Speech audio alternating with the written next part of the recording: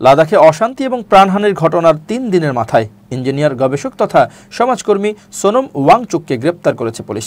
তার বিরুদ্ধে জাতীয় নিরাপত্তা আইনে মামলা রুজু হয়েছে বলে জানিয়েছেন কেন্দ্রশাসিত অঞ্চলের প্রশাসন।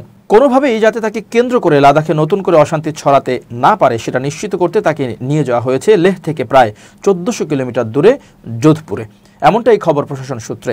লাদাখ বৌদ্ধ সমিতির সভাপতি চেরিং দোরজে ফোনে দ্য টেলিগ্রাফকে বলেছেন, এটি খুবই দুর্ভাগ্যজনক ঘটনা, মানুষ অবশ্যই ক্ষুব্ধ। ২০২০ সালে লাদাখের বিজেপি প্রধানের পদ থেকে পদত্যাগকারী দোরজে নিশ্চিত করেছেন যে ওয়াংচুককে লেহ শহর থেকে ৫০ কিলোমিটারের বেশি দূরে উইলেই টোকপোতে তার বাসা থেকে গ্রেপ্তার করা হয়েছে। লাদাখের রাজত্ব এবং ষষ্ঠ তফসিলের মর্যাদার জন্য লেহ অ্যাপেক্স বাড়ির সাথে ১ বছরব্যাপী আন্দোলনের নেতৃত্বতা দানকারী ওয়াংচুক সম্প্রতি লেহ শহরে ১ সপ্তাহব্যাপী অনশন ধর্মঘট করেছেন। এলবিএ লেহ অ্যাপেক্স বডির একটি গুরুত্বপূর্ণ অংশ।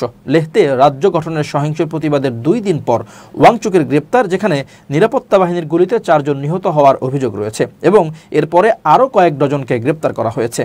বুধবারই ওয়াংচুকের বিরুদ্ধে মামলা দায়ের করা হয় যখন কেন্দ্রীয় স্বরাষ্ট্র মন্ত্রণালয় তার বিরুদ্ধে উস্কানিমূলক বক্তব্যের মাধ্যমে সহিংসতা উস্কে দেওয়ার অভিযোগ তোলে এবং পরে তার প্রতিষ্ঠিত একটি এনজিওর বিদেশি তহবিলের লাইসেন্স বাতিল করে। সোনমের গ্রেপ্তারের পর লেহতে যাতে অশান্তি না ছড়ায় সেটা নিশ্চিত করতে শহরের ইন্টারনেট পরিষেবা বন্ধ করে দেওয়া হয়। কড়া পুলিশি প্রহরায় রাখা হয়েছে গোটা শহরকে। জমায়েতেও নিষেধাজ্ঞা জারি করা হয়েছে। ওয়াংচুকের বিরুদ্ধে জাতীয় নিরাপত্তা আইনে মামলা দায়ের করা হয়েছে। এই আইনে সরকার স্রেফ সন্দেহের বশে সন্দেহভাজনকে দিনের পর দিন আটকে রাখতে পারে, মেলে না জামিনও। সোনমের সঙ্গেও তেমনটা হতে পারে বলে তার অনুগামীদের আশঙ্কা।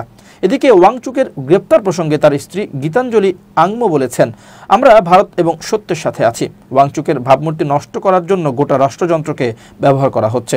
বৃহস্পতিবারই স্বরাষ্ট্রমন্ত্রক একটি বিবৃতিতে জানিয়েছিল, আরব বসন্তের কায়দায় বিক্ষোভে উস্কানি দিয়ে গিয়েছেন সোনম। শুধু তাই নয়, নেপালের জেনজি আন্দোলনের কথা উল্লেখ করে জনগণকে বিভ্রান্ত করেছেন।